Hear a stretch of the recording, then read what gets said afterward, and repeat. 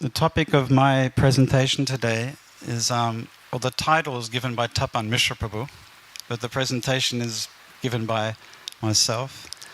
And first of all, I'd like to thank Tapan Mishra Prabhu for the amazing sacrifice that he and his wife have undergone, the yajna that they've undergone to put this on for us today.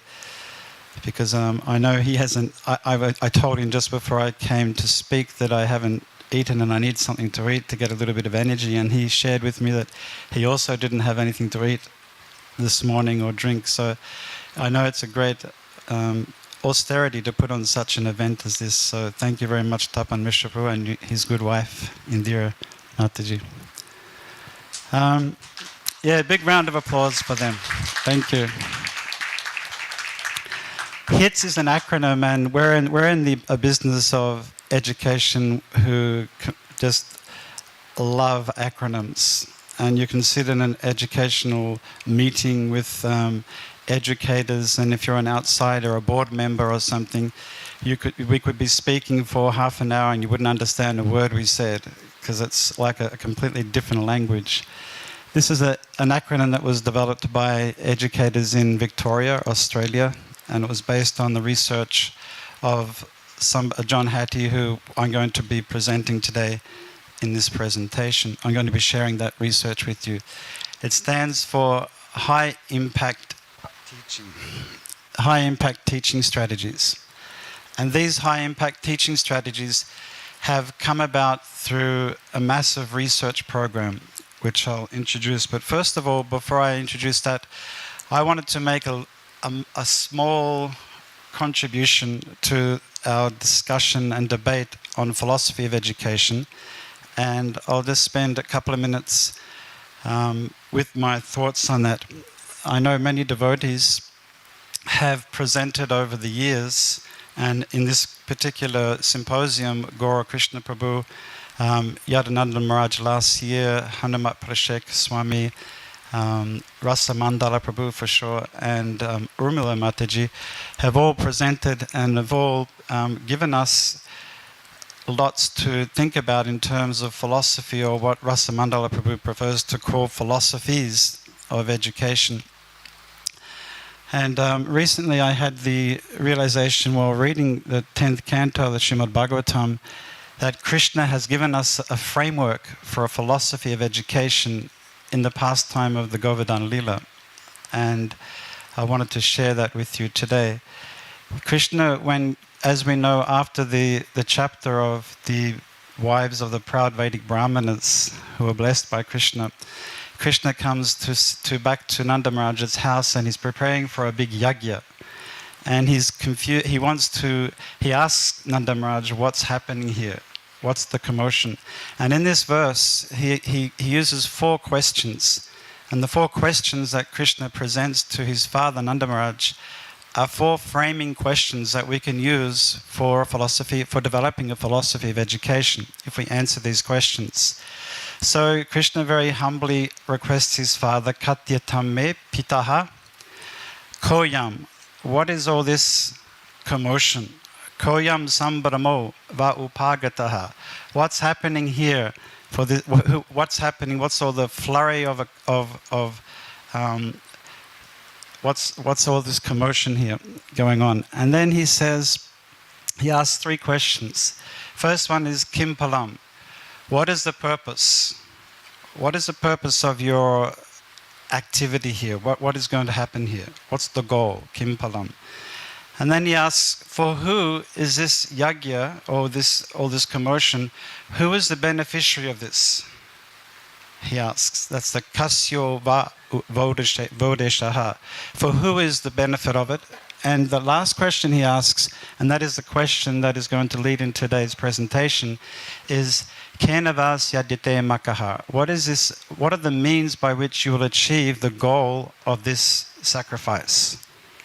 Kena, by which means? So those 4 questions, I believe, can provide us with a very comprehensive and a very thorough framework by which we can start to develop and discuss a philosophy of education.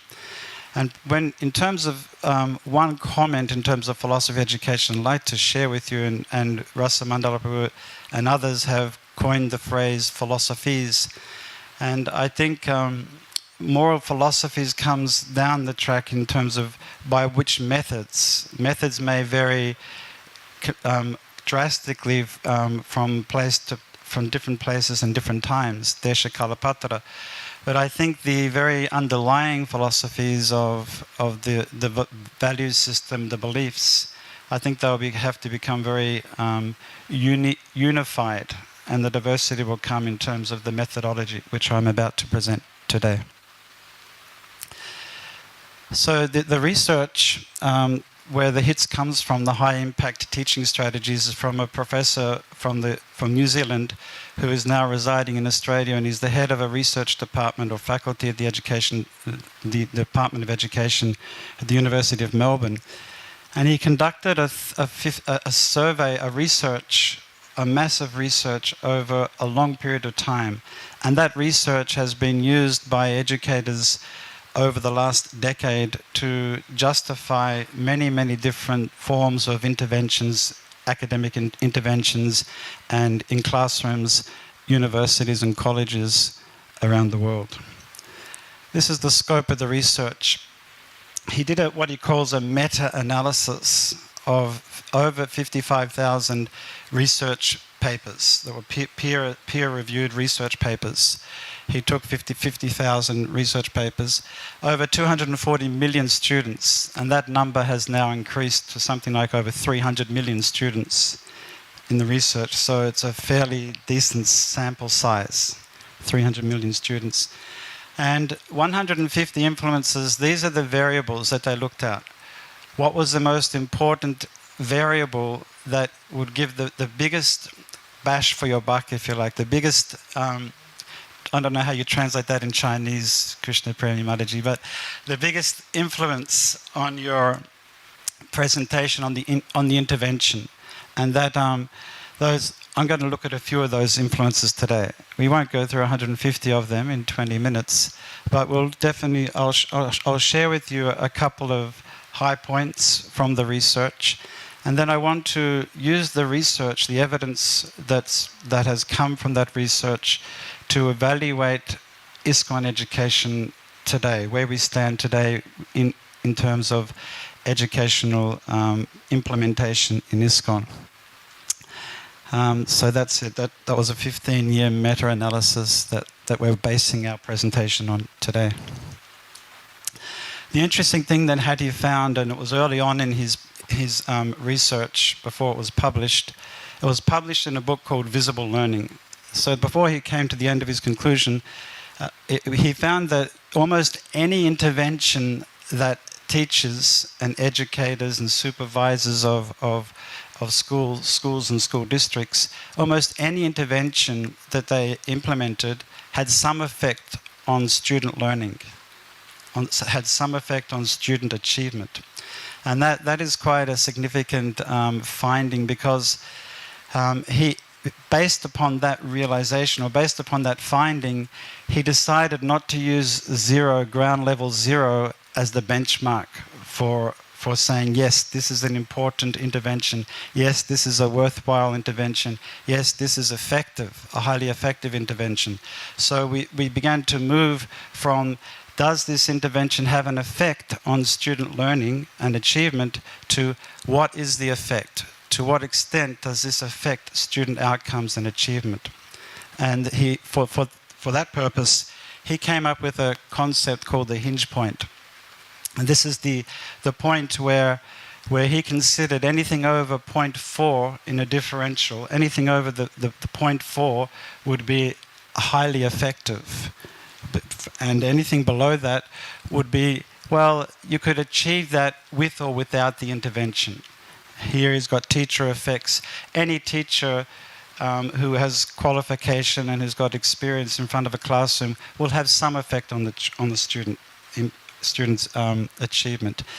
And developmental effects are those effects that a student will experience just by surviving in a classroom. And that's not just a primary or secondary classroom. Any of our classrooms, our Bhakti Shastri classes, our Bhakti Vaibhav classes, any student who's there, they'll make some progress, whether the teacher's a good teacher, a qualified teacher, or not a good teacher, through association and through assimilation of the content. So they're considered to be low, and there are negative effects. And the negative effects that come up in the study are things like trauma, abuse, television, drugs. They all have a negative effect on student achievement. We won't look at those. Okay, so I'm going to give you one or two introductions before we go to an analysis of the ISKCON situation in terms of where are we at with ISKCON education. And sometimes when we come to such symposiums and workshops and conferences, we might become a little bit disheartened and think, well, just ISKCON education is in a shambles. It's a mess. It's a crisis. And what can we do about it? We might leave feeling more disempowered or disencouraged than when we came here. So I think you're going to be slightly appreciate some of the analysis that we come up with based on this research of John Hattie. But just to get warmed up on the dial here, where would you think that homework would come? And this is, of course, this is not just for primary and secondary, but he's got some secondary insights into this. But also we have homework assignments in our Bhakti Shastri, we have homework assignments in our Bhakti Vriksha classes, etc. So how effective do you think that homework would be in terms of increasing student understanding, student achievement, etc.? Do you think it would be a medium, right in the 0.4, below, a low, or have a high effect generally across the spectrum? Put your hands up if you think it would have a high effect, that homework would have a high effect on student achievement. 1, 2, 3, 4, 5, 6, 7, 8. Okay, 8. Put your hand up if you think it would have a low effect. 1, 2, 3, 4, 5, 6. About the same. About the same. How about you? Who thinks it might just have a medium effect? Might be in the middle. Okay. Well, the results show that it has a low effect. Homework has a low effect, but there's many caveats and many. There's a lot of interpretation that has to go on with all of these findings in this research. And one of them was that for high school students, it had a higher effect than for primary school students. High school students being more independent, high school students being more organized, high school students have better time management than primary school students. But still, it had slightly more than a medium effect, homework. Now, student-teacher relationship was one of the influences that was identified in the 150 influences. And it's such an important part of what we do, and it's such a recurrent theme in what the presentations that we've been hearing about values education and modeling and exchanging ideas and values between the teacher and the student, the guru and the shishya. And what do you think the result would be for this one, the student-teacher relationship? In terms of the Hattie research, would it have a high? I'll just do a high and a low. Hands up if you think student-teacher would have a high impact on student outcomes. Okay, probably more than half. Hands up if you think it would have a low impact. Nobody would put their hand up. And a medium one. Actually, they found that it had a very significant impact. And John Hattie has for years, even before this visible learning was published, he considered that the most important variable in improving student achievement was the quality of the teacher. And we can talk a lot about that, but it's something that comes up a lot in these symposiums as well. The qualification, we heard from Bhakti Bigyan Swami, the qualification of the teacher and the qualification of the student. We won't. Now, as I said, I want to use this analysis for 3 or 4 areas, key areas that we have that are consistent across many educational scenarios in ISKCON. and don't think this is just for primary school or for secondary school, but very much comes out of the work of Rasamandala Prabhu in the VTE. And we had the good fortune of being one of his guinea pig students in Alachua many years ago when he did his first, before he published his VTE. There was a big educational conference that was held, and we were part of that group who, we were all educators, and we became his students for the VTE. So I'm pretty familiar with the Bhakti Shastri Teacher's Handbook and the mode of operandi through that particular approach, as many of you are here. And I've analyzed that against this best practices or this findings. And first one was setting goals on student achievement, and this was a really big one in the VTE courses and the TTC1 and TTC2 and Bhakti Shastri teacher training, etc. Setting goals, and it all sort of comes back to teacher clarity, that the teacher knows what they're doing and why they're doing what they're doing. So goal setting was a very big part of that VTE training, and of course goal setting has a very high impact on student achievement. The second one that I looked at was structuring lessons, and many of you will know that the lesson planning was a very big part of that, and it got down to very granular seconds and minutes almost in his TTC training books, which is not really my approach to teaching in general, but the idea of a structured lesson, of transitions, of an introduction, of a conclusion to a lesson is very, very important and very essential part of the VTE, and it also has a very high impact on student achievement. The third one that I looked at was feedback, and feedback is a course, you know, it's we can spend hours and hours in workshop on giving feedback, formative feedback, summative assessment, and understanding what it means to use feedback to develop further learning experiences for the students. And in the VTE, I know that they have a feedback session in TTC2, teaching students how to give feedback and how to receive the feedback and to do something with that feedback. So the feedback one has also a very high impact on student achievement. So we've got like three out of three so far.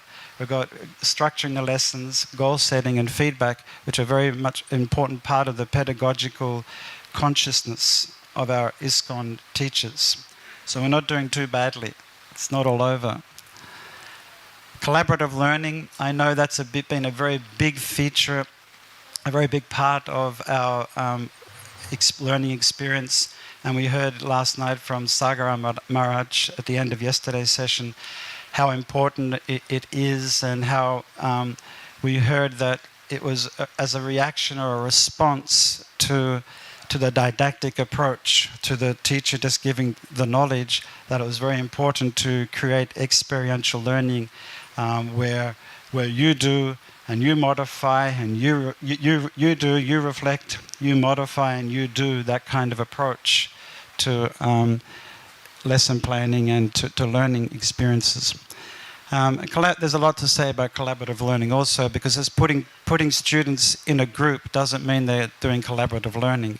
There's a certain technique and certain roles and responsibilities that we have to attribute to that.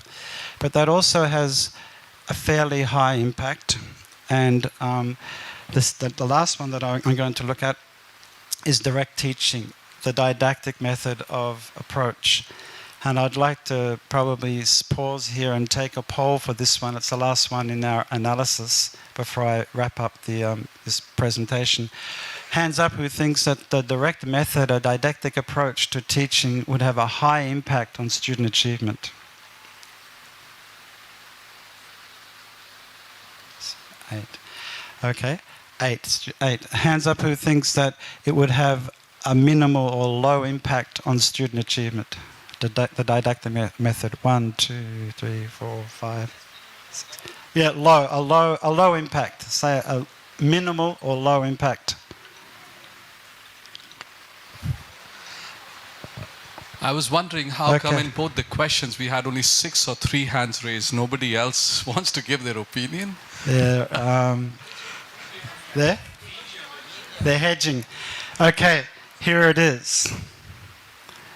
Actually, it has, but through the study of 240 million students, it has a high impact on student achievement, which is quite something we hear often is that, you know, the didactic method is not a good thing. We have to avoid didactic. We have to avoid direct teaching. We have to have experiential learning. It has to be cooperative. It has to be collaborative. But here we see that it does have an effect. It has a place in the educational process. And many of us, everybody in this room, has experienced a lot of a learning experience from hearing lectures from great acharyas, hearing lectures from Srila Prabhupada, which is a didactic approach. How do children learn their tables? How do children learn their mathematic formulas? They don't experience them. They don't just inquire about them and just understand phonics. How does phonics works? It's actually taught. So there is a place for direct teaching method, and it does have an impact, a high impact. My message here then is that there's a whole spectrum of methodologies, kenavasya dite makaha. There's a whole method of means by which we're going to achieve our goals in learning and teaching, and that we should not be, we shouldn't throw the baby out with the bathwater for sure.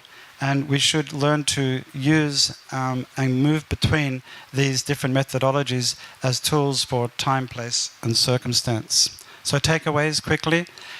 In education, in every educational circle, we have to clarify what we want to achieve, why you want to achieve it, for whom, kasya bodeshaha, and how you want to achieve it, which is through our methodologies, kenava sadite makaha.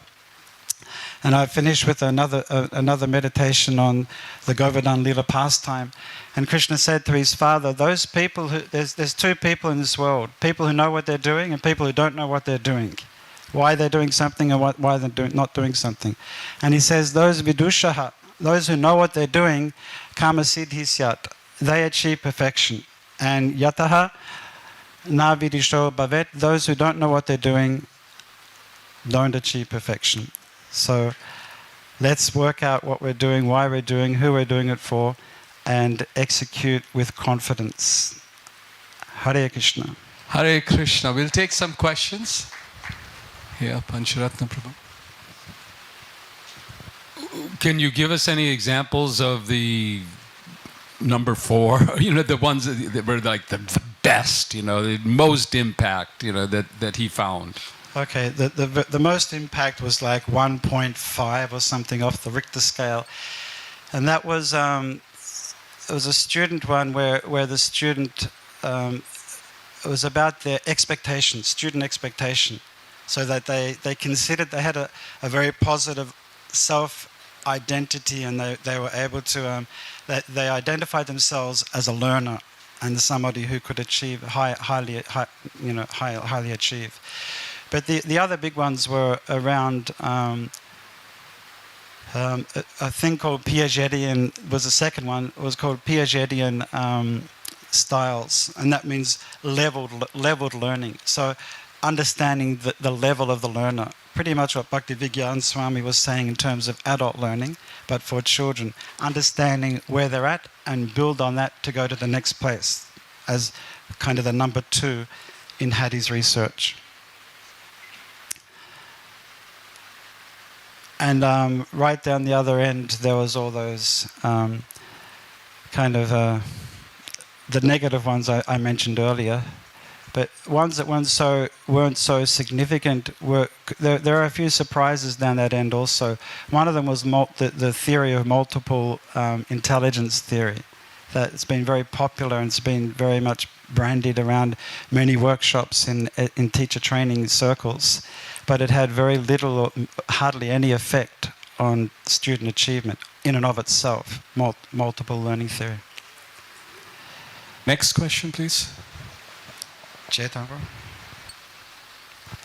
Prabhu, so in the context of ISKCON as an organization, how would you define student achievement?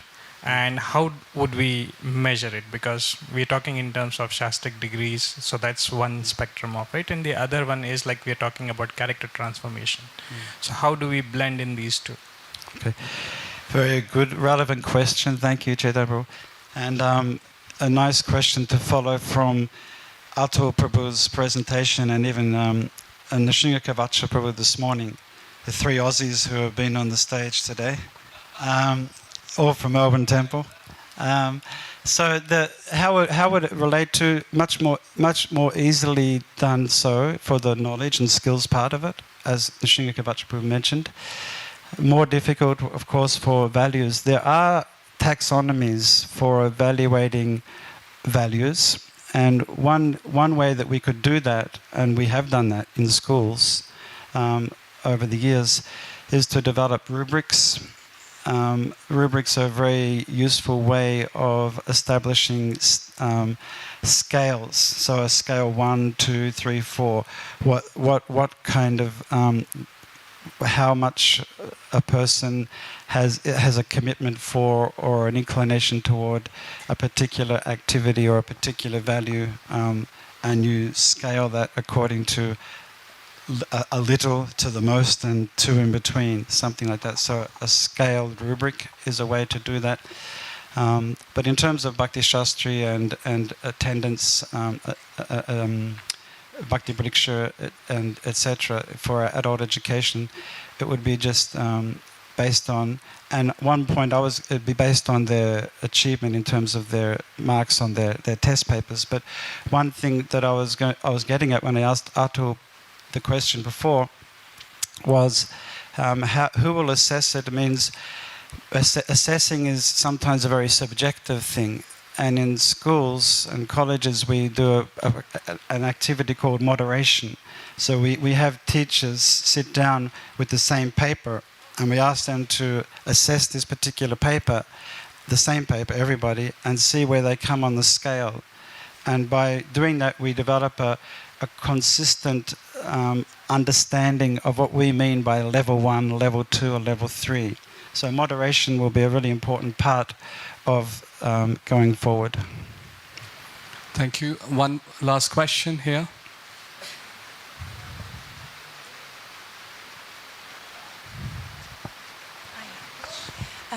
Can one compare the homework impact with the teacher impact? Because it's quite important that one is repeating the stuff you got in the morning, maybe in the morning from the teacher.